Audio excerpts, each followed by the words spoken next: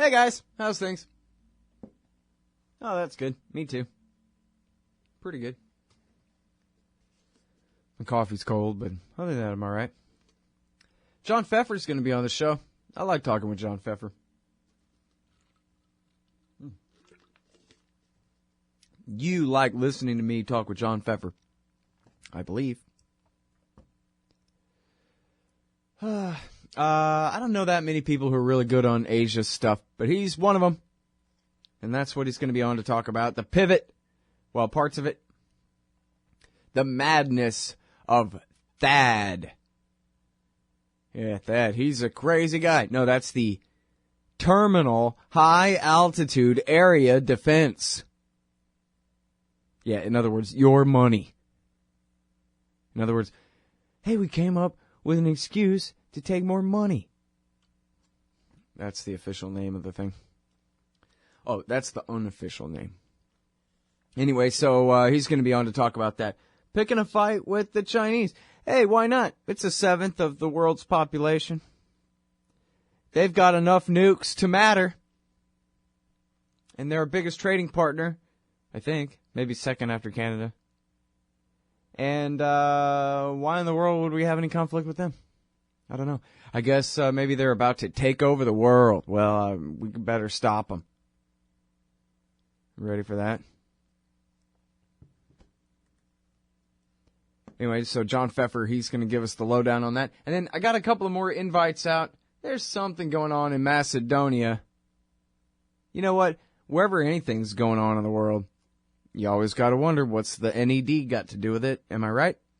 Of course I'm right. So I don't know what the NED has to do with it. Maybe nothing. Maybe something. So I've got one invite out along those lines. I'm trying to get a hold of Trevor Tim to talk with us about the Patriot Act and the USA Freedom Act and all of this.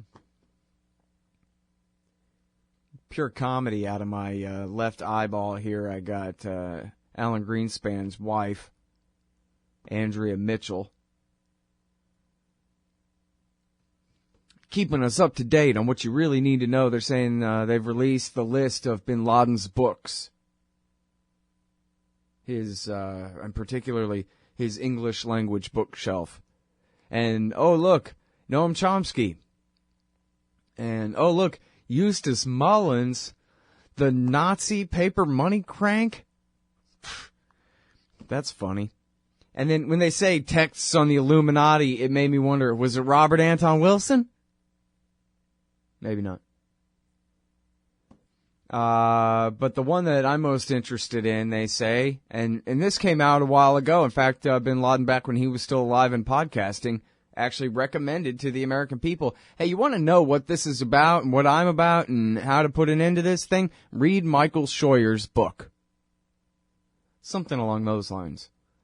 Well, who's Michael Scheuer? Well, he's the guy who wanted to kill bin Laden more than anybody, even before 9/11. He was the guy who very happily accused Bill Clinton of blowing 10 different chances to kill bin Laden before September 11th. And complaining about that was why he was exiled from the bin Laden unit during the time of the 9/11 attack. And then came back later. And then, when the 9/11 Commission report came out, he resigned from the CIA basically just so that he could write this book and get on TV and talk to the American people. And he said, and look, the whole time he's had one obsession, this whole time, is driving home this one point, this whole time, that our government is not being honest with us about the motivation of our attackers. And, you know, he's a pretty opinionated guy, but half the time he'll leave his opinion out and he'll say, you know what, Americans, if you want to support Israel and their permanent occupations and regular wars and all this kind of thing, then he's a believer in the American system enough that he thinks, you know, you ought to be able to have that policy if you want. If the majority rules, then go ahead, really. But on the other hand, your opinion should be informed by the fact that that's why we have a terrorist problem. is because the money taken out of our paychecks passes through Washington, D.C., and then lands in Tel Aviv in the form of F-16s and M-16s and the permanent oppression of the people of Palestine. So, hey, but you ought to be fully informed. That's Scheuer's point of view. His own personal point of view is, screw Israel. Why should we sacrifice American lives to support Israel? Can't think of a reason. But his official kind of professional opinion is, you know what? It's up to you, Americans, but you ought to know the truth. The bases in Saudi Arabia, the permanent war against the people of Iraq from 1990 on. Yeah. And, of course, support for all the sultans and kings and dictators and enemies of jihad in the region. That's what got us into this mess in the first place. And, you know, I disagree with Michael Scheuer on quite a few things, man. I think probably anyone of any set of opinions would disagree with Michael Scheuer about some things, one way or the other. But you gotta admit he's honest. I mean, seriously, does anybody think that Michael Scheuer is a liar? Have you ever seen him yelling at Peter King on the House floor? He's testifying before, not the House floor, but the committee room testimony. Screw Israel! Wow. He's an angry guy, and he doesn't mind letting you know about it. And again, I don't agree with him on everything, and in fact, I think he's probably guilty of some war crimes. Tell you the truth, I don't know exactly what his role was in the torture regime, but I think, the more I think about it, the more I think he was in on it. But he's not a liar. And, so that was what he was trying to tell the American people. And that was why he, left his cushy CIA job back in 2004 and 5, was to publish that book so that the American people would have a choice based on real information. They don't hate us because their religion makes them hate freedom and free people, North Americans, Christians, etc. Nope. If religion has anything to do with it, it mandates defensive war on behalf of other innocent Muslims. But, you know, that's nothing really particular to Islam, is it? What would Americans do? Well, look at what Americans do if somebody attacks them. Go and fight for each other, at least, you know, we think, mostly. So anyway, I think that's what's interesting. And, you know, I think the omission in the major media references are interesting, too. Let's have a real discussion about, hey, how about with Michael Scheuer? Let's bring him back on CNN and say, wow, Mr. Scheuer, looks like bin Laden likes you. Bin Laden says we should read you, so what do you have to say to that? That sounds like a great question for Andrea Mitchell Greenspan to ask. Don't you think? Bring that Scheuer on and give him a chance to explain. What is it that you think that bin Laden appreciates about your writing, sir? Appreciated. And, you know, I just think it'd make for some fun TV. That's really the thing. Fun TV. All right. And then, you know what? Why not invite Chomsky on, too? How come Chomsky don't ever get on cable TV? I mean, I know you know the answer and everything. And I disagree with Chomsky on tons of things. At least as many as Scheuer. Although, I don't think Chomsky's for war and torture and murder and killing and crazy things like Scheuer is sometimes. But I disagree with Noam Chomsky on tons of things. You know, I believe in freedom, and he's basically a communist. But anyway, he's great on foreign policy. All of his critiques of the American empire are, you know, I don't know, 100% spot on, but they're damn thorough and intelligent and wide-ranging. And why should it be that he never, ever, ever gets a chance to talk to the American people by way of cable TV news? And why wouldn't this be a great opportunity for them to have him on? Seems like a good one. Hey, y'all, Scott Horton here for WallStreetWindow.com. Mike Swanson knows his stuff. He made a killing running his own hedge fund and always gets out of the stock market before the government-generated bubbles pop. which is, by the way, what he's doing right now, selling all his stocks and betting on gold and commodities. Sign up at wallstreetwindow.com and get real-time updates from Mike on all his market moves. It's hard to know how to protect your savings and earn a good return in an economy like this. Mike Swanson can help. Follow along on paper and see for yourself. wallstreetwindow.com. Don't you get sick of the Israel lobby trying to get us into more war in the Middle East? Or always abusing Palestinians with your tax dollars? It once seemed like the lobby would always have full-spectrum dominance on the foreign policy discussion in D.C. But those days are over. The Council for the National Interest is the America Lobby, standing up and pushing back against the Israel lobby's undue influence on Capitol Hill. Go show some support at councilforthenationalinterest.org. That's councilforthenationalinterest.org. Hey guys, all right, welcome back. I'm Scott Horton. It's my show, The Scott Horton Show.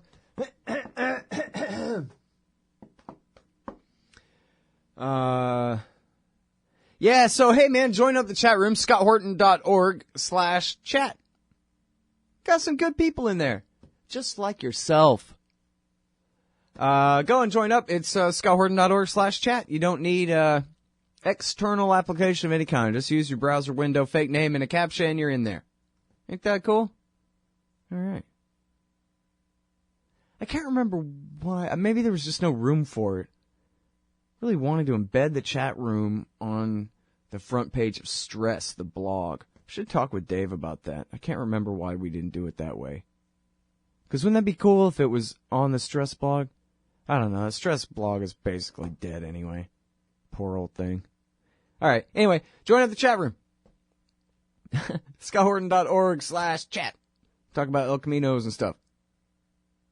All right. Also, you might notice if you go to scotthorton.org, in the right-hand margin there's a link to Patreon. Now, Patreon is a thing that I don't know if it really applies to me or not. I guess it's supposedly supposed to be about artists, so that you can support artists.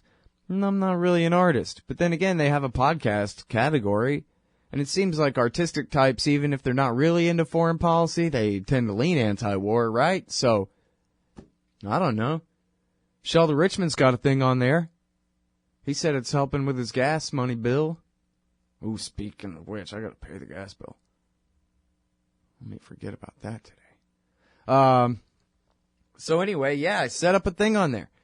And so far, I have 2 patrons.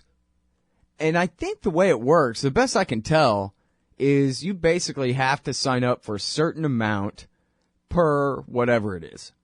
So I set mine up where you can be a patron at $1 per interview, which actually I figured out, I'm guessing, I really didn't count very carefully, but I think that's about 4 dozen a month or so 80-something interviews. But here's the deal, too, is you could sign up for less than that. 10 cents, 25 cents, 50 cents per interview. Or you could say, I'll give you $20 per interview, cap at $20 per month. No more than that. You can cap it at whatever you want. So it's just another way to help support the show. If you like supporting shows, maybe if you're already on Patreon for other reasons or whatever, you want to add and say, hey, I kicked in 2 cents per time I get a Coburn on here or whatever. There's still 2 Coburns left. Anyway, so, you know, if you're into that kind of thing, there you go. It's patreon.com/Scott Horton Show. Or just look at the right-hand margin at scotthorton.org. And, of course, you can still just do singular or sign up for monthly donations at PayPal. You can donate Bitcoins. And it's always a standing deal, you know, from at least until I tell you otherwise, that if you donate more than $100 to the show, then I'll send you a silver 1-ounce commodity disc with a QR code on the back. You scan it with your phone. It tells you how much it's worth right this instant on the market. Is that not the most ingenious thing in the whole world? Who needs a face value when you can scan the QR code on the back and get the market value in dollars or whatever terms right there off the bat? It's perfect. It's the best currency ever. The QR code commodity disc. And you get one if you donate more than $100. That's basically the deal. But anyway, I'm sorry, this ain't NPR, and I try not to talk like this. I really rather talk you into advertising on this show. You know what I need? More advertisers. You got a business? Maybe you should advertise on the show. By the way, you like things? Maybe you should patronize the people who advertise on this show. You drink coffee? You drink Darren's coffee. You want to buy some gold? Ask Robertson Roberts to help you out. You want to try to figure out whether you want to buy some gold or not? Maybe you should go look at wallstreetwindow.com and read The War State while you're at it. And maybe you should support the Future Freedom Foundation and the Council for the National Interest and things like that, too. Maybe you should say to your boss, man, you hate the government, right?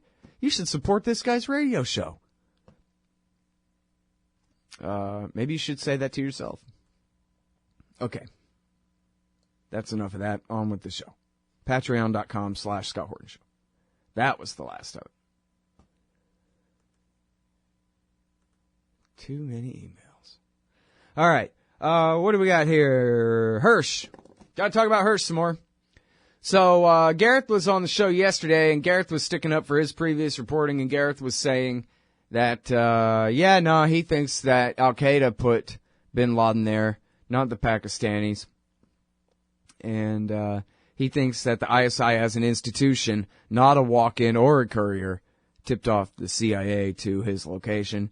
And then Giraldi comes on the show and says, nah, I don't think so, man. I think Hirsch is right. And he's got an article here at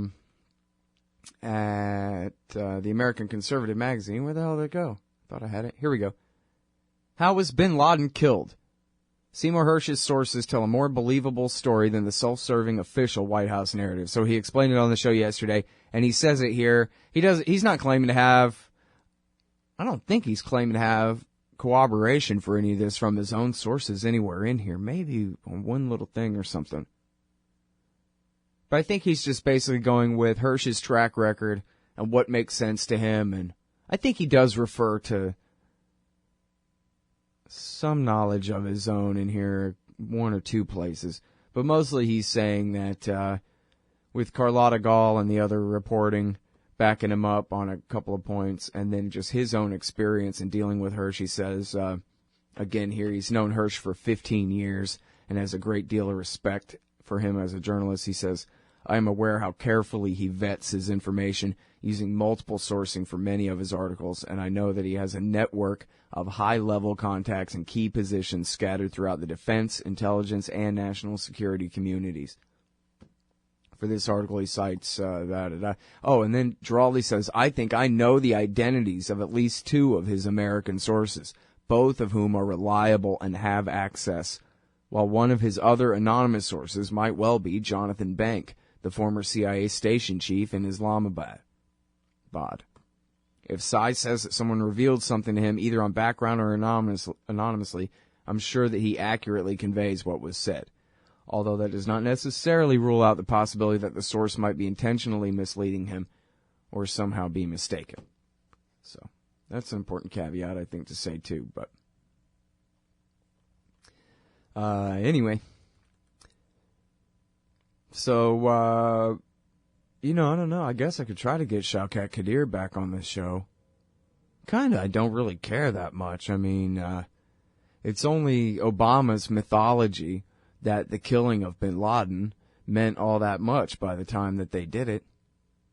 You know, if Bush had decided to actually hunt the guy down and make sure to get him good and killed by Christmas 2001 and then had called the whole war on terror off, now that would have been something. But then he went and created 10,000 bin Ladens, just like his sock puppet dictator Hosni Mubarak warned him would happen in Iraq. And so, really at that point, really didn't matter if bin Laden was podcasting from his attic where he was hiding in Pakistan. He had an entire Islamo-fascist caliphate growing up in the former Iraq and Syria. Just a couple of years after he died, anyway. In America today, teachers, cops, judges, and other so-called public servants make far more than the average taxpayer. And their pensions, well, if the people knew, they'd join us. That's where you come in. Taxpayers United of America is embarking on a great new project to train activists how to take on the parasites in your communities. The entire process, from prying loose the facts to disseminating the truth to the people. The next one is June 13th in Denver. It's just $5 if you sign up now at taxpayersunited.org/govpensions. This part of the Scott Horton Show is sponsored by Audible.com. And right now, if you go to audibletrial.com/Scott Horton Show, you can get your first audiobook for free. Of course, I'm recommending Michael Swanson's book, The War State, The Cold War Origins of the Military-Industrial Complex and the Power Elite. Maybe you've already bought The War State in paperback, but you just can't find the time to read it. Well, now you can listen while you're out marching around. Get the free audiobook of The War State by Michael Swanson, produced by Listen and Think Audio at audibletrial.com/Scott Horton Show. All right, I'm Scott. It's my show. I'm doing a show. Hey, check this out. So there's this great lady who's great at doing transcripts. There are very few people who are actually good at doing transcripts. Do you know that? Lots of people like to believe and claim that they can do transcripts well. But then there are very, very few who actually can. And I've had a few, and they come and they go. Miss you, lady whose name begins with a K out there. So this lady, I'm not sure if I'm supposed to say her name or not, but anyway, she's one of these really talented transcriptionists. And she said, hey, how about raising money by selling transcripts? So I says, hey, that's a good idea. So I wrote up a page at scotthorton.org/transcripts, and I still got to figure out how to put a PayPal button on there. But then chat room guys, this is where it's important that you're listening. Hey, listen up. In case you're watching TV or something. I need your advice here, chat room dudes. You can tweet me too if you wanted to tweet me at Scott Horton Show. How much should I charge for them? I'm thinking I should charge low, and then I should flog them all the time and try to go with volume, right? And get people who are regular customers buying the transcripts. But then how low is low? So I don't know. I was thinking $5.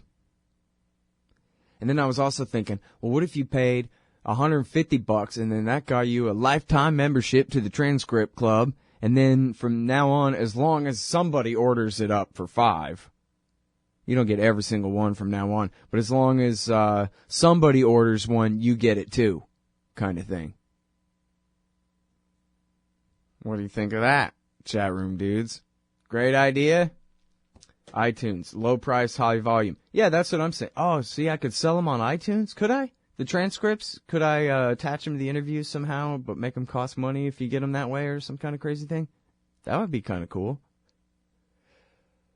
I don't know about all this high-tech stuff. I need, like, Tommy, my genius neighbor, to move back in next door or something. I used to have this neighbor named Tommy. Genius. Anyway. So, what do you guys think, man, about selling them? Is $5 too much even? You think I should just make them like $2 and then but try to flog them all the time? Or what do you think? Don't charge a lot. We'll never sell. Yeah, you're right. Maybe they should just be $1. But then I could just say, they're only $1. Get a transcript of this interview. It's just $1 at scotthorton.org/transcripts and just say that all the time. And then maybe try that. I don't know. $1's not very much, though. I'm a very greedy person. I don't know. But yeah, low price, high volume, that's the ticket. I said, wait a minute. I have a very small audience. Maybe I should go for very few, but they cost $30 each. Because I'm only going to get rid of 2 or 3 anyway. No, okay, probably not. No, I don't know. Well, we'll try it. We'll try it. But I've had people, over the years ask me, hey, what about transcripts for these things? And I've had transcripts for, some of them from time to time and that kind of stuff. But as a regular, ongoing type thing, I haven't. So anyway. I guess wait around and I'll be hectoring you about buying transcripts here in the very near future. Aren't you excited? Cool. All right. Now, Michael Morell, and look, I'm sorry, I don't mean to tell you anything you don't know. I don't mean to claim to. This is just another footnote for you, that's all. It's just another factoid to keep in your brain where you know stuff. George W. Bush's CIA briefer, Michael Morell, who is a liar and a pro-torturer and all this kind of stuff. And so, who knows really, but when they're confirming your bias, you know it's true. That's how you know it's true. George W. Bush's CIA briefer. Bush and Cheney falsely presented WMD intelligence to the public. So what happened was, yes, this is being recorded, live show, but also being recorded in case you're listening to this in the future. It is, the 19th? No, the 20th of May, 2015, 21-5 here. And Chris Matthews, finally decided to get to the bottom of this on his MSNBC show. And so he says to Michael Morell, he says, oh, so you were briefing George Bush on the intelligence. You were the CIA briefer. So when Dick Cheney said that Saddam Hussein is hard at work reconstituting deliverable nuclear weapons, was that the intelligence? Is that what you told the president was the case? Or isn't it? Oh, gee, I don't know. I just, I tell him what I tell him. I don't watch TV. I don't know what you mean. And Matthews says, come on, they're selling the war. They're using your stuff, saying you made that case when you didn't make that case. So Morell says, oh, blur. I'm just telling you what we said. Then Matthews says they gave a false presentation of what you said to them, meaning Bush Cheney did, of what the CIA said to them. And Morell says, on some aspects. Blam! There you go. On some aspects. The president and the vice president lied to the American people about the official assessment of the intelligence agencies of the United States of America. About what Saddam was doing. Oh, on some aspects, like whether or not he was making nuclear weapons to kill you with. To kill your family with. Stuff like that. They were lying. And you know what? It's your fault if you bought it. You know why? Because back in the fall of 2011, when the CIA and the rest of the intelligence community's national intelligence estimate came out, they said right then, even in the declassified summary and the news coverage of it, at least if you were reading the news coverage of it, that, okay, we think he must have some mustard gas and some sarin still, but we don't think he would ever use it on America unless we invade. And even then, it was wishy-washy. Were they talking about the invading troops or what? He's going to use his magic to somehow use a balsa wood drone to spray your East Coast town with these poison gases. Like in the nonsense, like in Bush's Cincinnati speech of October 2002. His balsa wood unmanned aerial vehicles of destruction. He's going to spray you with germs, cover your house in duct tape and plastic because there's a drone germ attack coming. Yeah, on some aspects, according to the CIA briefer, throwing George W. Bush under the bus, giving complete and total credence to any prosecutor who would want to try George W. Bush for murder, as Vincent Bugliosi recommended. Bugliosi, the guy that prosecuted Charles Manson. He said, look, the NIE says that Saddam Hussein will not attack America, and certainly not with any weapons of mass destruction, unless we attack him.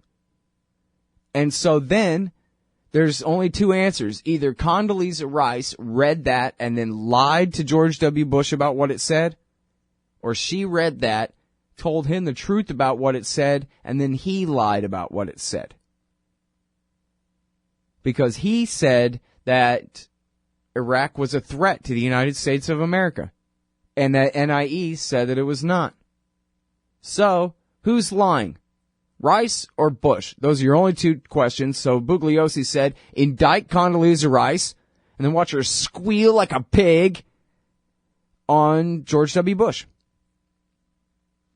He's guilty of murder. He lied the American people into war. As bad as Douglas Feith did. It's not like he was the victim of these liars. He hired them. He was fixing the facts around his policy, you see. Ask Michael Morell, the CIA morning briefer, of George W. Bush. He'll tell you. Hey, Al Scott here. If you're like me, you need coffee. Lots of it. And you probably prefer it tastes good, too. Well, let me tell you about Darren's Coffee Company at darrenscoffee.com. Darren Marion is a natural entrepreneur who decided to leave his corporate job and strike out on his own, making great coffee. And Darren's Coffee is now delivering right to your door. Darren gets his beans direct from farmers around the world. All specialty, premium grade with no filler. Hey, the man just wants everyone to have a chance to taste this great coffee. darrenscoffee.com. Use promo code Scott and you get free shipping. darrenscoffee.com. Hey, Al Scott Horton here for the Future of Freedom, the monthly journal of the Future Freedom Foundation at fff.org/subscribe. Since 1989, FFF has been pushing an uncompromising moral and economic case for peace, individual liberty, and free markets. Sign up now for the Future Freedom, featuring founder and president Jacob Hornberger, as well as Sheldon Richmond, James Bovard, Anthony Gregory, Wendy McElroy, and many more. It's just $25 a year for the print edition, $15 per year to read it online. That's fff.org/subscribe. And tell them Scott sent you. All right, you guys, welcome back. I'm Scott Horton. It's my show, Scott Horton Show. I like being a radio show, man. It's all right. It's pretty good. So listen, man, I guess it's kind of fun, isn't it, watching everybody squirm over the 2003 Iraq War. It's just not going away. How is it that the media decided that this is something that they want to bring up and keep harping on? I'd love to go back and review all their record on it, too. I see people complaining, well, this is a distraction from what we ought to be doing in Iraq now. Not whether we ought to be doing anything in Iraq now, of course. But, of course, it's not a distraction at all. It goes to the heart of what's happening in Iraq now. And, you know, the media, especially for getting into a new war, they've got a lot of making up to do for just the lack of information that they ever provided. All those embedded reporters never had any idea whose side they were on or what the hell their mission was or what they were even doing over there. They're going, yeah, Johnny's a good shot. Okay, great reporting, dude, but who was he killing and on whose behalf? Do you have any idea? Huh? Is that a thing? Yeah, we're fighting for the Iraqi people against the terrorists, right? Thanks a lot for your great journalism, dude. So, they never did explain any of that. Now that it's the Islamic State versus the Iran-backed Shiite militias, it's pretty much impossible to deny what's what. And, you know, for anybody who's even 18 years old now, they know, you know, they remember when they were a kid and Iraq wasn't, it was being strangled to death slowly enough, but it was not being bombed and occupied to smithereens. And then it was, and now it is what it is. And, yeah, the cause and effect there is pretty simple, pretty obvious, and correct. And it's undeniable. And now this is why Hillary Clinton lost to Barack Obama in the primaries back in 2008. Now she's saying, look, it was a mistake. It was a mistake. But what was the mistake? The mistake, her mistake, was her political judgment. Because the lesson of the first Gulf War was that she and Bill should have supported it. And he almost didn't get the nomination in 92 because he was, quote, bad on the first Gulf War. He opposed it. John Kerry, the exact same thing. I forget Joe Biden. I think he was probably for the first Gulf War. But John Kerry had opposed it. And he and Bill Clinton, boy, did they learn the lesson. And Hillary and Bill stead in the Senate in 2003, they learned that political lesson, which is if a Republican President Bush is taking the country to war against Iraq, you better get on the bandwagon, because later you're going to look like an idiot. And, of course, part of the entire package of lies to get us into the war was we can trust these guys' uber competence. There have never been such serious men in charge of the government before. Junior, boy, he might be an idiot, but his father's guys, they're some real brilliant managers. They really know what to do. Was, you know, their competence, the competence of their intelligence and of their management, it was beyond question that they'll know what to do once they occupy the place. So don't question it, was the entire theme back then. And so Hillary made the political calculation that she better support this war, and so she supported it. And if you watch her speech, it's actually full of a bunch of weasel words. It's exactly why Ron Paul always insists on a real declaration of war. He introduced one in the Foreign Affairs Committee and then voted against it and gave a speech that said, you better all vote against it. But if you're for war, you ought to vote for this and take responsibility. It's your declaration of war instead of authorizing the president to decide so that he has the permission from the Congress, but you're not taking responsibility. You're putting it all on him. That's what Ron Paul said. And Henry Hyde mocked him and said, that part of the Constitution is an anachronism. We don't go by that anymore. No, really, look it up. Ron Paul, 2002, Declaration of War, Iraq. Henry Hyde, remember him from the Judiciary Committee during the impeachment of Bill Clinton. And there he is. He tells Ron Paul, there are parts of the Constitution that we just don't go by anymore. Yeah, like the Bill of Rights. In Article 1, Section 9. But anyway, so Hillary Clinton gets up there and says, well, you know, I'm not saying I'm for war. I'm just saying I am for giving the president the authorization to go to war so that he can credibly threaten Saddam Hussein with war in order that we can get the inspections done and then hopefully avoid a war, but then only have a war if we really have to. Oh, my God. Isn't she tiresome? And that was back then. Now it's 12 years later. Imagine how tired the whole country is of this woman. Her endless spinning. You know, all this money coming in from these foreign countries, and including from Israelis. That didn't make it in the book for some reason. But all these Gulf countries giving her money reminds me of what Bill Clinton said about the Chinese money coming into his campaign in 1996. He said to the press corps, I saw him say it on CNN, I guess it was, in, say, 97 or 98 or something. 97 probably. He said, I don't believe that you can find any evidence of the fact that I changed policy solely because of a campaign contribution. Right. That ought to be, the Clinton campaign slogan. I don't think that you could prove my dastardly treason, so don't bother trying. And anyway, so anyway, I'm off the topic. The point is, so that's a big part of how we got into the war. You know, the majority of Democrats in the House voted against it.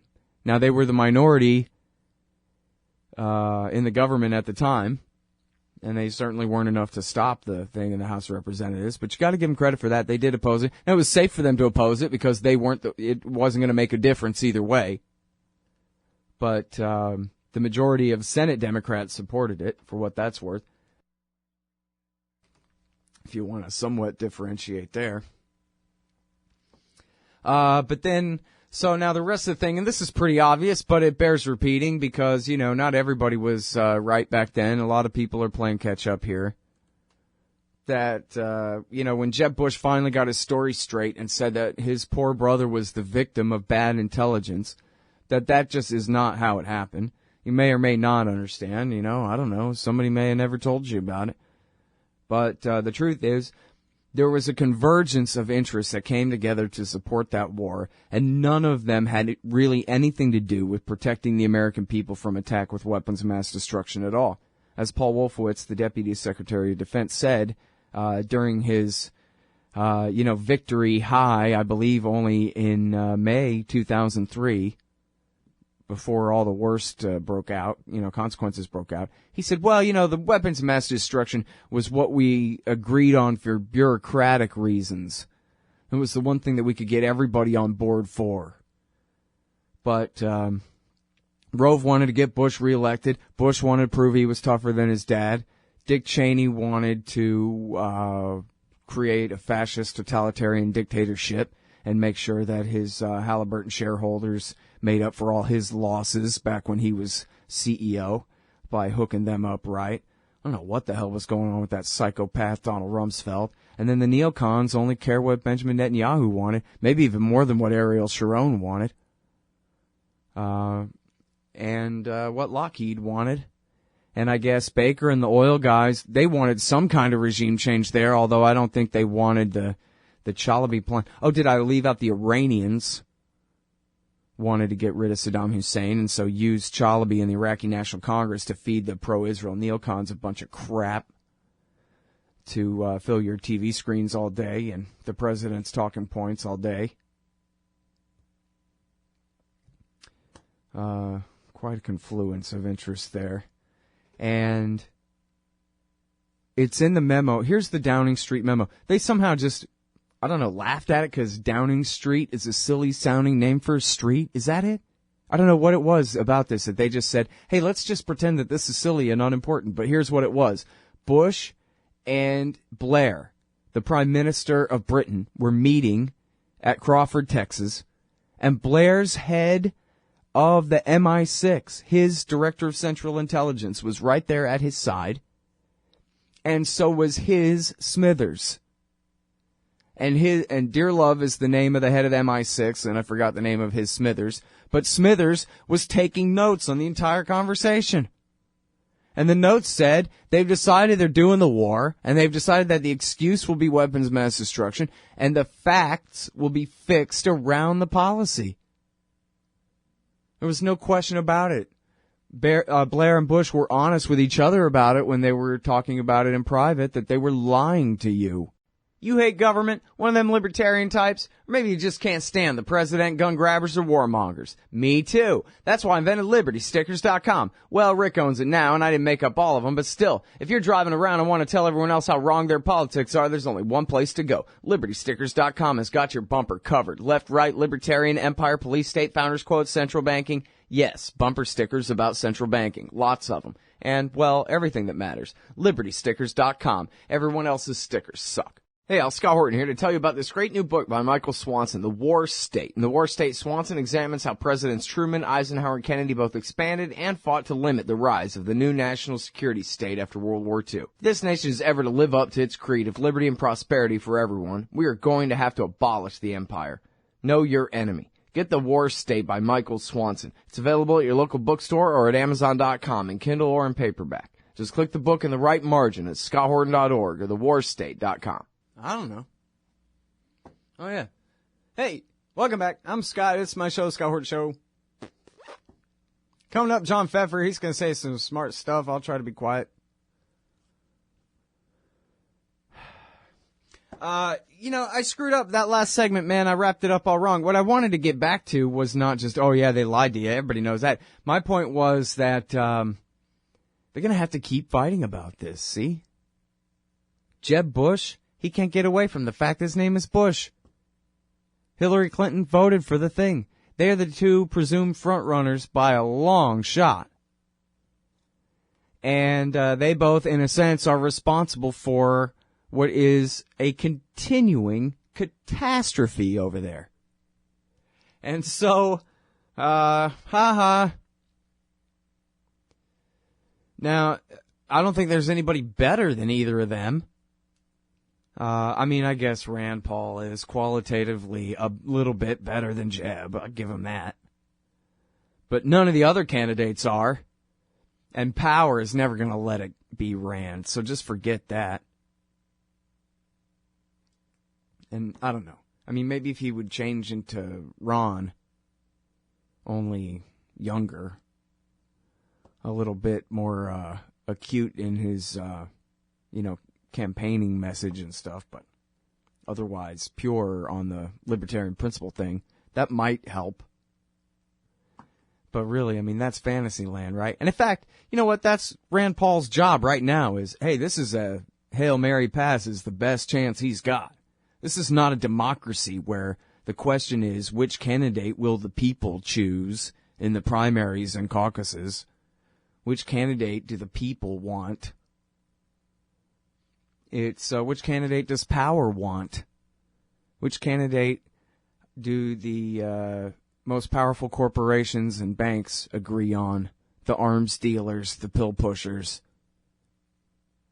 the corn farmers, the welfare whores of America.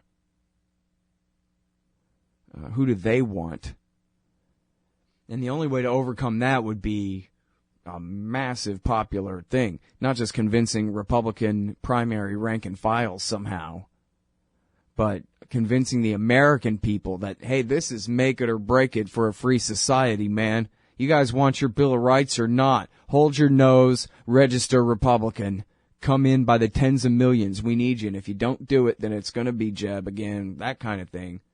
A real fight, a real kind of libertarian crusade to stop these guys. That's the only thing that would even have a prayer. Like the most, it would have to be the most, exaggerated and expansive and humongous campaign to bring on, the non-political people of America. The non-voters of America. Huge thing. Left, right, everyone. You want peace and the Bill of Rights? That's my only platform. Peace and the Bill of Rights. Oh yeah, no bailouts for bankers. And just boil it down. Peace, Bill of Rights, no bailouts. Stop Jeb and Hillary. And of course, this is so obvious, I don't know if I'll get to take credit if they ever pick it up. But Rand ought to, from now on, just talk about how Jeb ought to be running with Hillary. And just make a mockery of him. And by calling his warmongering liberal. Yeah, all this big government liberal, global social engineering, hard Wilsonianism, as Max Boot calls it. That's not conservative. World empire, that's not conservative. Jeb Bush, why, he's one of these big government liberals when it comes to taking over the world.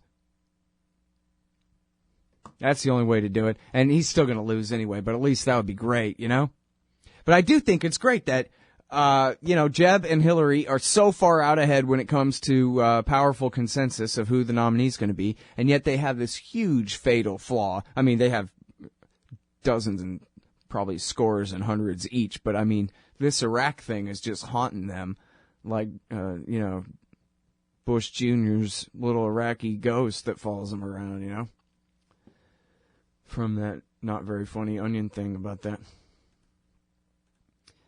So, anyway, man, and we still got 18 months to go here. So this should be fun. And listen, every Republican candidate except Rand, and Hillary has basically no competition. I guess I'll get to Jim Webb in a second. But every other Republican other than Rand is saying, yeah, be tough, bomb, this, that. Ted Cruz is a little bit peacenik on some of this stuff to the slightest degree. But, yeah, basically the consensus is Uncle Sam must, hold a knife to the whole world's throat all day, every day from now on or else. And also cut throats, too. Hold a knife to the throat, everybody, that they're not actually slicing. And so the only way to overcome that, from Rand's side, should be, it's all of them versus me. I love you guys, but you're all wrong about the most important thing in the world. Let's fight for 18 months. You don't stand a chance. But otherwise, my prediction is that, I guess, here's where I could bring up Jim Webb. Now, Jim Webb, to me, he pissed me off when he came out against the Iran nuclear deal. God dang it, man, there's supposed to be something unique and useful about you. And him being a tough guy, Marine, and Reagan's Secretary of the Navy, and kind of, sort of, somewhat a peacenik. Again, being able to attack Hillary from the right for peace. That is powerful because it confuses the message a little bit, right? Tough guy like him ought to be even tougher than her. But instead he's saying, no way, she's out of bounds and we need to scale this stuff back. I know something about it, right? He's a Vietnam veteran and all this kind of stuff. So there's still an opportunity for him to say, no, we don't need a bunch of Hillary Clinton warmongering and global American school marming and shut that down and fight with her. But I don't know. And that's, again, that just like with Rand Paul, that's the only prayer he's got. Jim Webb, he's a pretty boring guy. He would have to really get out there and go, all right, look, American people, this is a holy crusade to stop the damned Clintons and Bushes and the empire. We've had it. Come on. Attack it that way. Make it that big of a deal. This isn't about, two different candidates. This is about two entirely different systems of government. You want world empire and slavery and destruction, or you want to be free. Now, I don't think he's got anything like that in him, unfortunately. I mean, I think he's got the palest shadows of that in him, but I don't think he recognizes that that's how to do it, is get in there and just fight like hell for peace from her right, in a way that just helps to confuse and clarify a few things. And then if he did that real well, if Rand could get better and better instead of worse and worse, and if Webb could get better and better instead of worse and worse, then there's a great, theme in there. These guys really, and especially if they're always accusing Jeb and Hillary of being useful as each other's running mates, that they ought to be together, that could really help clarify things. I know I'm plagiarizing myself from back when I was saying Ron Paul should run with Dennis Kucinich, but wouldn't that be cool if after Webb and Rand lose, assuming the best of them, squinting very tight and trying to ignore all the horrible things about them both, the pale imitations of Ron and Dennis that they are. But assuming the best of them, wouldn't that be cool if after they lose their respective party nominations, that then if they run together and try to form a new party and just demand every day, all day, every day, demand that Jeb and Hillary run together on one ticket so that we can have the American People Party versus the evil, powerful, imperial warlords of the IRS party. Because that would just help clarify things for people. They'd still lose, but it would be a very teachable moment, don't you think? All right, I swear to God, next segment I'm covering Iraq and Syria wars, and then John Pfeffer's going to come on to talk about East Asia. So, be cool. Hang tight.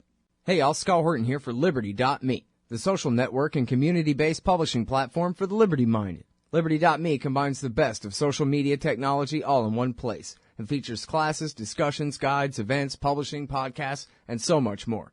And Jeffrey Tucker and I are starting a new monthly show at Liberty.me, Eye on the Empire. It's just $4 a month if you use promo code SCOTT when you sign up. And hey, once you do, add me as a friend on there at scotthorton.liberty.me. Be free. Liberty.me. Well, as Lou Rockwell once said, it's a heck of a note to have to root for the Rockefellers. It probably goes even further. I never quite understood why we had to help or at least endorse the overthrow of Assad. And I'm not sure we really knew what we were doing when we made the statement because there wasn't any real action following on that. What has happened, however, in the last 2 years or so since that happened is a demonstration of the fact that whether we like it or not, Assad does have some significant support in Syrian society, and probably more than any one of the several groups that are opposing him. So that has to be taken into account. I don't think that those who oppose him, perhaps with the exception of the relatively small and weakest group among the resistors who favor us, he has a better standing than any one of them. Combined, maybe there is some sort of division in the country across the board, but he's still there. And I think if we want to, in some fashion, promote the end of the horrible bloodletting and the progressive destruction of that country, not the promotion of democracy, I think we have to take that reality into account. General Scarfer, quickly, your comment at all on this topic? I pretty much agree with Spig on Syria. All right, so that's Zbigniew Brzezinski and Brent Scowcroft saying, what the hell are we doing trying to overthrow Assad over there? And Brzezinski, he's being really polite when he's saying, hey, it's the weakest of the opposition groups is the one that's pro-us. And Assad is more popular than any one of the opposition groups. He's kind of just, it's implicit, we all know, but he's not specifically addressing the two major opposition groups are the Islamic State of the Caliph Ibrahim and al-Nusra, which is Al-Qaeda in Syria, sworn loyal to Ayman al-Zawahiri, the butcher of New York City. And the FSA are, for intents and purposes, just their weapon and money acquiring branch. Acquisition branch, I guess I should say.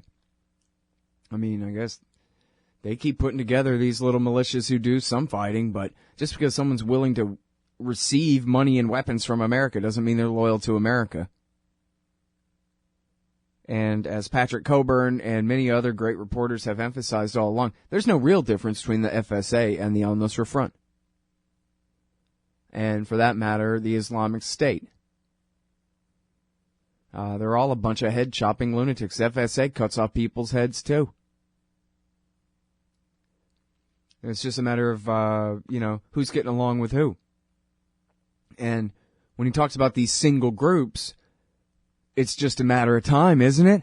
Like somewhere there's a doomsday clock ticking down to when Nusra and ISIS put their differences aside and go ahead and join forces.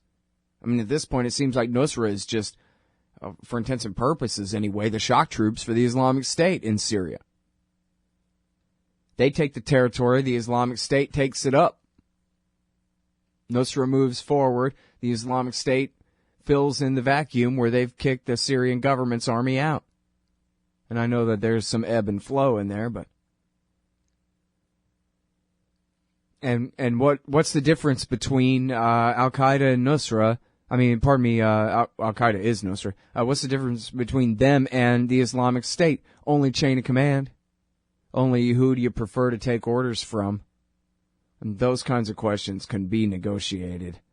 And in fact, I mentioned this before, but it's really interesting. There's this gigantic story in The Guardian about how Stanley Cohen, the radical left-wing Jewish lawyer from New York who represents Hamas in their lawsuits in America, I guess, he knew a guy who knew a guy in Kuwait, who knew a guy in Al-Qaeda in Jordan, who is, their spiritual, had some kind of spiritual authority there.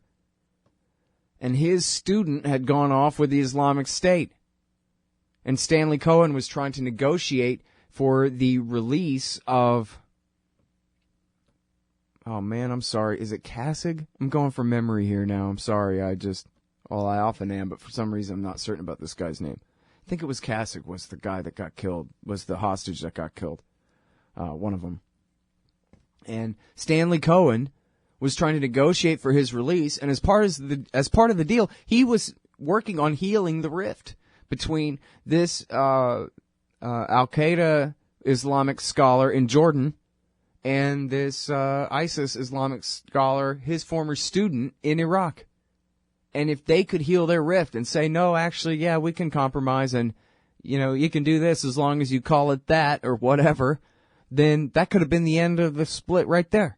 It'd be that easy. And maybe that's difficult, but then again, it goes to show it's within reach of those factions to resolve their problem, and then it's an even greater problem.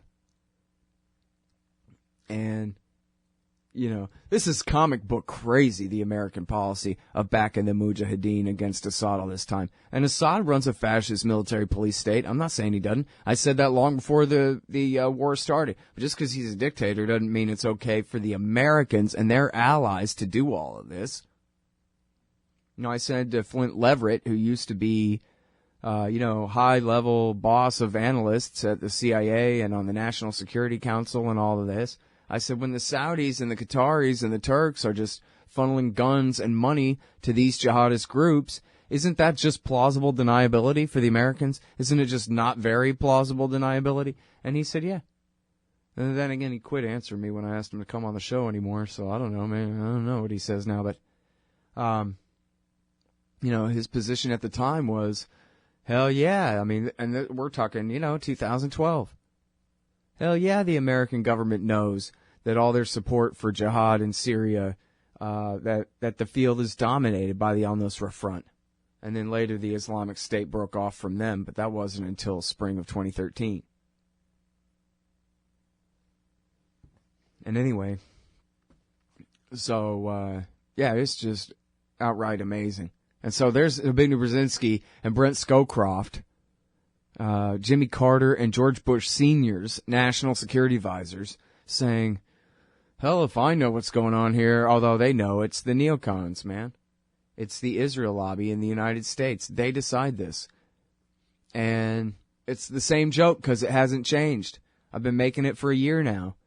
That you realize that if it wasn't for the Israel lobby and their treason, I guess none of this would have happened in the first place, but if it wasn't for their insistence that Iran and Iran's allies and Hezbollah and in Damascus were paramount as far as national security concerns, if it wasn't for all that, then we'd have a full-scale war probably against the Islamic State, for Assad, and for a body in Iraq.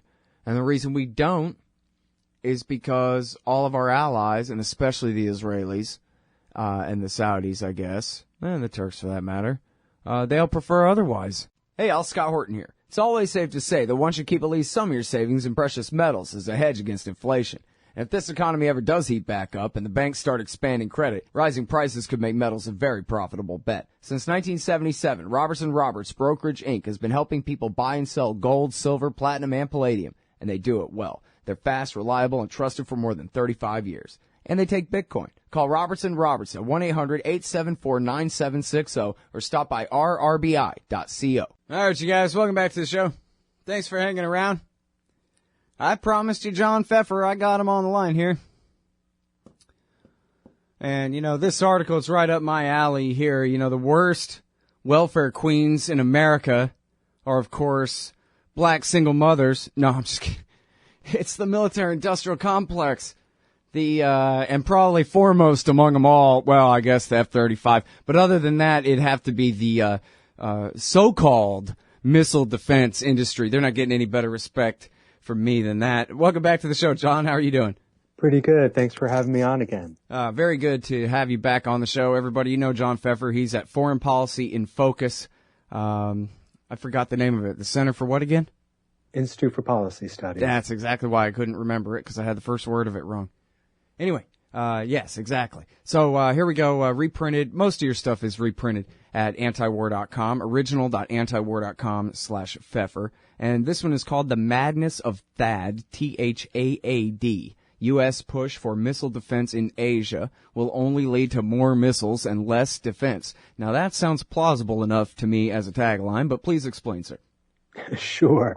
Well, right now, the United States is basically trying to get Korea, South Korea that is, to sign on to what is called THAAD, or the Terminal High Altitude Area Defense, which is basically just, as you said, missile defense at a high altitude. That distinguishes it from what South Korea already has, which is PAC 2 and 3, which are the Patriot systems, which are basically for not high altitude, but for lower altitude interceptive missiles. South Korea, however, is not enthusiastic about it because China's not enthusiastic about it, and China and South Korea have a pretty strong trade relationship. South Korea doesn't want to piss China off, and China is pissed off. Oh, that's good. I didn't realize, I guess I had kind of glossed over that part of it where the South Koreans are real hesitant to do this. And now, tell me this, we could get to the whole ridiculous missile defense and outer space systems and all of that, but when it comes to the Patriot systems, I know it was a bunch of hype back during the Gulf War, but did they ever get those figured out where they're, more or less effective against whatever the North Korean equivalent of the Scud is, medium range or short range missile like that? Mm-hmm. Well, I mean, there hasn't been an opportunity, at least in Asia, to test that out.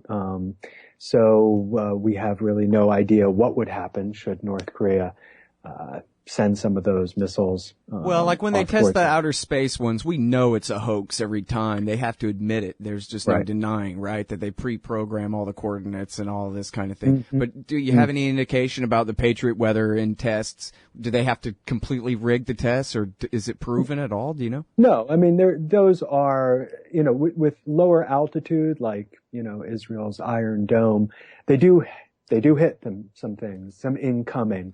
It really depends on how many incoming. As you know, there are a number of missiles that did make it through Iron Dome and struck Israel proper. So they're not foolproof, but they do make some hits now and then, definitely. Those are definitely subsonic, though, right? Mm-hmm. Whatever Hamas has are basically just, I don't want to say just bottle rockets, but they're mortars at worst. That's not quite the same thing as a real missile. I guess I don't know actually the difference between ballistic missile speeds or what. Maybe I'm wrong. No, I think we would see less accuracy if we were dealing with something coming out of North Korea. I mean, obviously North Korea has other means of attacking South Korea, namely artillery, which would be closer to what we're talking about in terms of the Hamas's capability. Mm-hmm. And North Korea has tons of that. So, and that would be, given the amount of artillery that North Korea has, that would be tough to defend against. I mean, it has considerably more than what Hamas has. Mm-hmm. And now this may have just been propaganda by these THAAD guys or something, but I saw a headline that says North Korea claims to have miniaturized nuclear weapons. And I was thinking, I'm yet to see any proof that they know how to really split atoms when they try to do a plutonium bomb, much less miniaturize it. What do you think of that? Well, it depends on which propaganda you want to accept, because that's not only propaganda coming out of our military-industrial complex, but it's propaganda coming out of their military-industrial complex. North Korea proudly announced that it has had the miniaturization capability. But then again, North Korea makes all sorts of claims that it hasn't backed up. So it really is, it's your guess as well as mine whether North Korea is able to miniaturize, in other words, to make a warhead out of its nuclear material and put it on the end of a rocket so that it can send it somewhere. It has shown no indication it's able to do that. Yeah, well, I mean, their first two tests were fizzles, and then the third one, I guess nobody knew what happened, but I think we could probably assume the worst of that, right? And none of those had anything to do with a miniaturized device. They were just trying to get it to work at all. That's correct. I mean, those would be parallel efforts. So you could have they could be able to miniaturize something and put it at the end of a warhead, but it wouldn't necessarily mean that it was nuclear capable. So, I frankly have my doubts as to what North Korea has or doesn't have. I do know that North Korea is heavily invested into getting us to think that it has these capabilities, because after all, what's the point of putting all this money into something that doesn't work? It's supposed to have a deterrent capability. Deterrence is all about perception. We have to perceive that it has this capability, or else deterrence doesn't mean anything at all. Mm-hmm. And now, you raise an interesting point in here that I think people often overlook. I mean, it seems like all things being equal, which they never are, it would be perfectly fine to build an anti-missile shield all over the place, except for the fact, the humongous one, that America doesn't have benign intentions. And anytime they're building a missile shield, whether they're trying to do it in Poland or in South Korea, what it looks like to the Russians and to the Chinese is we're just arming up for a fist fight. Or armoring up, I guess, and creating at least our perceived ability to do a first strike without having to suffer nuclear retaliation. If we can get them all good enough on our first go at it and shoot down what remaining retaliatory missiles they might have left at the end of that. And so that's why, to them, they take this real seriously. It's not like we're talking a peace-loving republic with a missile shield. We're talking about a world empire with very explicit designs on Asia, East and West, right? Mm-hmm. Absolutely. I mean, this is something that, arms control folks have realized for more than 30 years, close to 40 years. In other words, during the height of the U.S.-Soviet confrontation, there were anti-ballistic missile capabilities. It wasn't quite a shield exactly that could cover enormous amounts of territory, but we did have ABM sites, anti-ballistic missile sites, that did have the capability, or at least we thought on both sides, the capability of shielding small areas, like around a big city or around a missile battery. And arms controllers in the early 70s said, hey, if we permit as many ABM sites as possible, then we'll basically have not only an ABM race, in other words, both sides will be spending enormous amounts of money to create as many ABM sites around the country as possible. But both sides would also invest more money in additional missiles to overwhelm the ABM sites. And so arms controllers thought, okay, well, one way we can block this, at least initially, is to put a cap on ABM sites. And that was the ABM Treaty of 72. It lasted until George W. Bush decided that he didn't want it any longer, about a year after he took office, because it stood in the way of his own idea of creating missile defense or Star Wars. And so they abrogated the treaty. Unfortunately, as a result, not only are we, the United States, proliferating our missile defense technology, but other countries are as well. And at the beginning of my article, I talk about how the Pentagon has finally realized this and has gone to Congress and said, hey, we need this modernized nuclear missile, because of other countries' missile defense systems. So that's the dilemma we're in again, 40 years after the ABM treaty. Yeah, the mad dog chasing its tail there. All right, it's the madness of THAAD. U.S. push for missile defense in Asia will only lead to more missiles and less defense. More on America's Asia pivot with John Pfeffer from Foreign Policy in Focus right after this. Hey, Al Scott here. Ever wanted to help support the show and own silver at the same time? Well, a friend of mine, libertarian activist Arlo Pignati, has invented the alternative currency with the most promise of them all. QR Silver Commodity Discs. The first ever QR code 1-ounce silver pieces. Just scan the back of one with your phone and get the instant spot price. They're perfect for saving or spending at the market. And anyone who donates $100 or more to the Scott Horton Show at scotthorton.org/donate gets one. That's scotthorton.org/donate. And if you'd like to learn and order more, send them a message at commoditydiscs.com or check them out on Facebook at /commoditydiscs. And thanks. All right, y'all, welcome back to the show. I'm Scott Horton. It's my show, The Scott Horton Show. Oh, by the way, for those of you who listen to the interview archives only later, you should know there's a new way to support the show. Patreon.com/Scott Horton Show, or just follow the link at scotthorton.org. Check it out. See what it's about. Okay. John Pfeffer, he's on the line. Foreign Policy in Focus is where he writes, The Madness of THAAD, THAAD, all caps there. And that's for high-altitude defense. Now, let me make sure I got your story straight here, John. You're saying that not as a pretext, but actually it's supposed to be geared toward North Korea, but the Chinese take it as a threat anyway. I think implicit is because they only have a couple of dozen nukes, maybe a few dozen or something, right? Not the thousands that the Russians and the Americans have. And so they're really worried that this is all about them and all about first strike. But do I read you right that you're saying it really is about North Korea, even though it's really just about selling missile defense, because the North Koreans don't have any high altitude, anything to shoot down anyway? But that's basically what the policy, at least as close as we can get to reality, that's what it's based on? Well, you're right. I mean, basically, we're talking about something that costs, upwards nearly $1 billion for one of these systems, and that's a lot of money that Lockheed Martin could make selling it to South Korea and potentially Japan as well.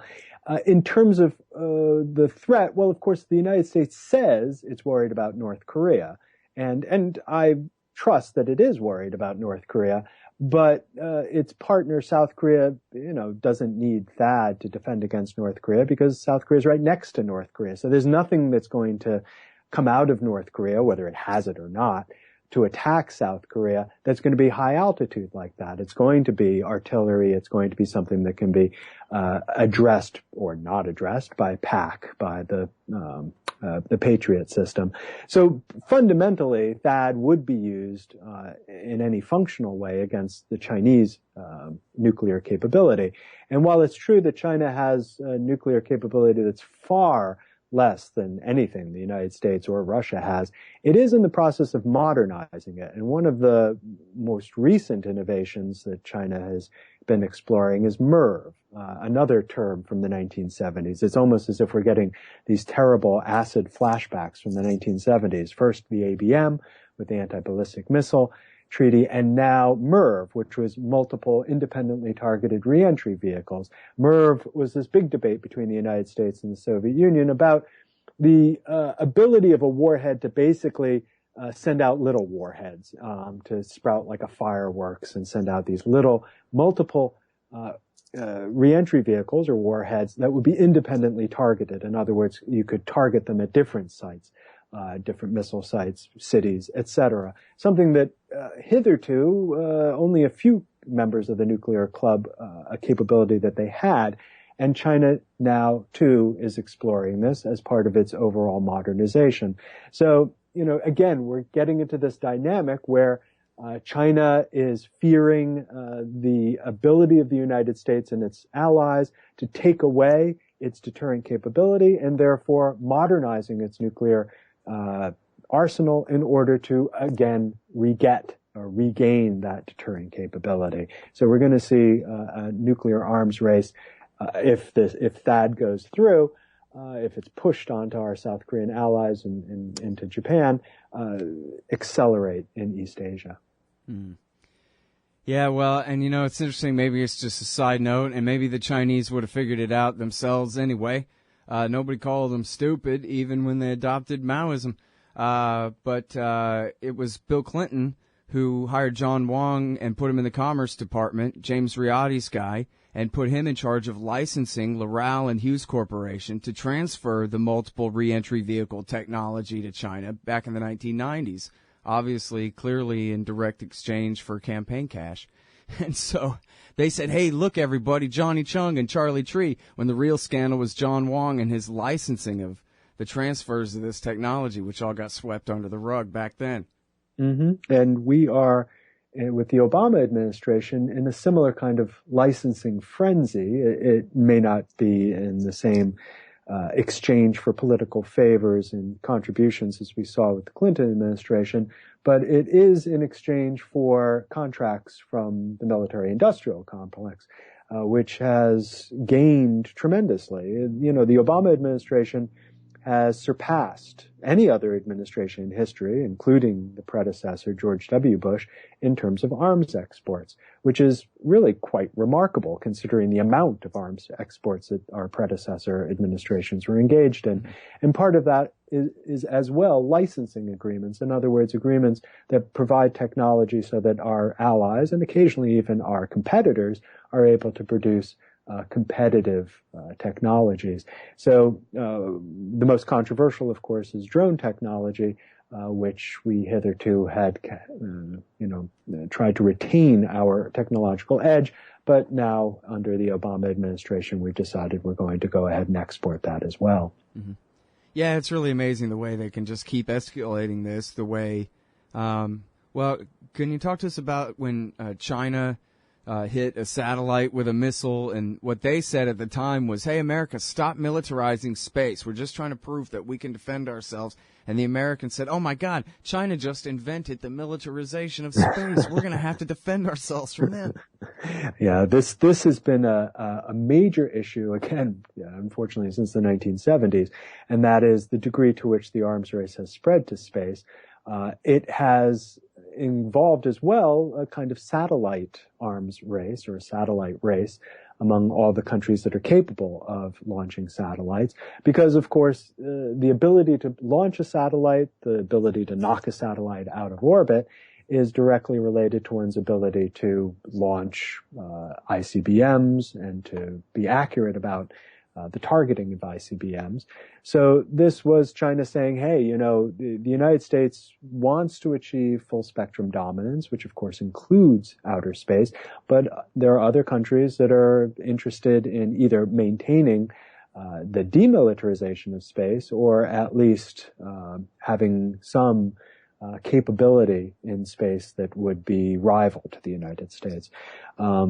Hitherto, a number of countries in East Asia had remained outside of this, Japan primarily, but Japan too basically changed its operating system, if you will, to permit its engagement in the militarization of space. South Korea has satellite capability. North Korea, for many years, was kind of essentially hiding its nuclear program under the rubric of trying to get a satellite into space. It either did or didn't. It did maybe briefly, and the satellite was up there broadcasting the song of Kim Il-sung for a period of time before it fell out of orbit. So this is a major kind of competition in East Asia over the skies above the country, and it's not just about the kind of ability to target ICBMs. It's also, of course, about surveillance capabilities. And that brings us back to THAAD, because one of the things the Chinese government is worried about, not only is THAAD possibly going to degrade China's deterrent capability, but there is a surveillance capability that's built into THAAD that could get additional information about what's going on inside China. And China's not all that enthusiastic about that. The United States has retorted that it has other ways of getting that information, but of course, THAAD would be an enhancement of that surveillance capability. Mm-hmm. And now, so you mentioned the military-industrial complex and all the weapons sales and all of this, but when you say, in the article, we should be paying attention to our national interests instead of letting Lockheed Martin determine the security policies. Is that the proverbial Lockheed Martin, or that is no, really, they and their lobbyists have dreamed up this crap just to steal our money, and that's really, right where the nexus lies, in their offices in our U.S. Congress? This would be literally Lockheed Martin, because it's the producer of THAAD. It's not the only kind of military contractor that's involved in missile defense, but this specific system is directly connected to Lockheed Martin. And of course, you're not going to have a lobbyist from Lockheed Martin going into Washington, D.C. and saying, hey, let's restart the six-party talks with North Korea. That's fundamentally not in their interest. They may be neutral on the question, but they're not going to lobby in favor of that. And at the moment, we haven't had six-party talks for several years. The Chinese are interested in restarting it. Russians are. South Korea, Japan, willing to go along. The United States not put a lot of political capital into that. The Obama administration, for a number of reasons, has basically been focused more on the so-called Pacific pivot, its components being either the sale of military technology to our allies, the construction of new military bases in the region, as well as the Trans-Pacific Partnership, the economic component. The six-party talks has not been part of the Pacific pivot, and certainly Lockheed Martin and its denizens are not in support of such diplomatic efforts. Mm-hmm. Well, as you may know, Medea Benjamin and a bunch of other activists from, I guess, around the world are celebrating International Women's Day or Women's Day this Saturday, I think it is, to just march right across the DMZ, and they convinced the North and the South Korean governments to allow it. And they're saying, we're just tired of waiting on these politicians and their stupid talks and their unending peace processes that never go anywhere. We're just going to do this thing. I wonder what you think of that and the prospects for, what the hell? Obama's made some kind of joke about it's his F-it years. The lame duck end of his presidency means he can either do nothing or he can do whatever he wants. He's trying to make peace, sort of, kind of, with Iran. He's making peace with Cuba. Why not just go ahead and call this whole thing off? It's stupid anyway. Yeah, they're a totalitarian dictatorship, but so is America too. So, I think what Medea and Gloria Steinem and Christine Ahn are doing is great, and more power to them. What they'd like is to get a peace treaty signed. So they are frustrated with the efforts of diplomats, but they are trying to get some kind of a peace treaty signed that would effectively replace the armistice that ended the fighting in the Korean War in 1953.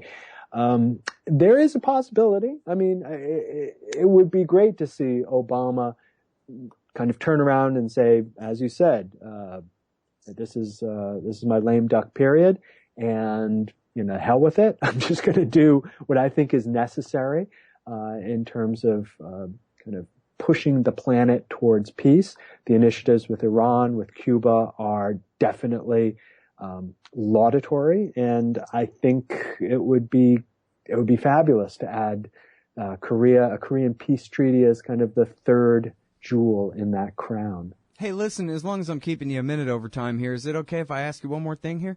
Sure. Yeah, because isn't it right that George W. Bush, when he sent Christopher Hill over there, before he sabotaged his own dumb thing, was actually making some pretty good progress there in the last years of the Junior administration? That's correct. Absolutely. And it was a complete 180-degree turn on the Bush administration's part, since it had come in 2001, vehemently opposed to any kind of diplomatic engagement with North Korea. So yes, by 2006, they'd realized that effort was producing absolutely nothing and that they had to try something new. So it is possible that we could see a similar kind of pivot, if you will, from the Obama administration, realizing that its own kind of hostile policy toward North Korea has only led to, North Korea having more weapons and not changing its internal policies at all. So maybe it's time for a new kind of approach.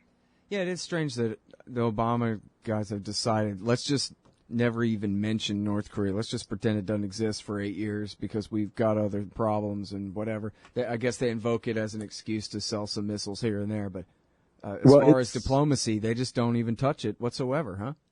Pretty much. I mean, I think it was a strategic decision that in the past, negotiations with North Korea did not yield great dividends, whereas investment into negotiations with Iran and Cuba obviously are yielding dividends.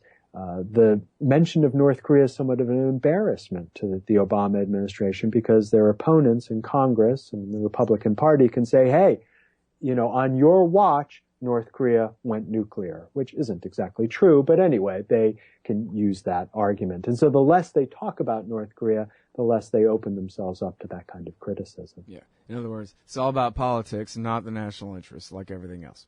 Correct. Yep. All right. Great. Thanks so much for your time. I sure appreciate it, John. Thank you. All right, y'all. That's John Pfeffer, Director of Foreign Policy in Focus at FPIF.org. And this one is there and at Antiwar.com as well. The Madness of THAAD.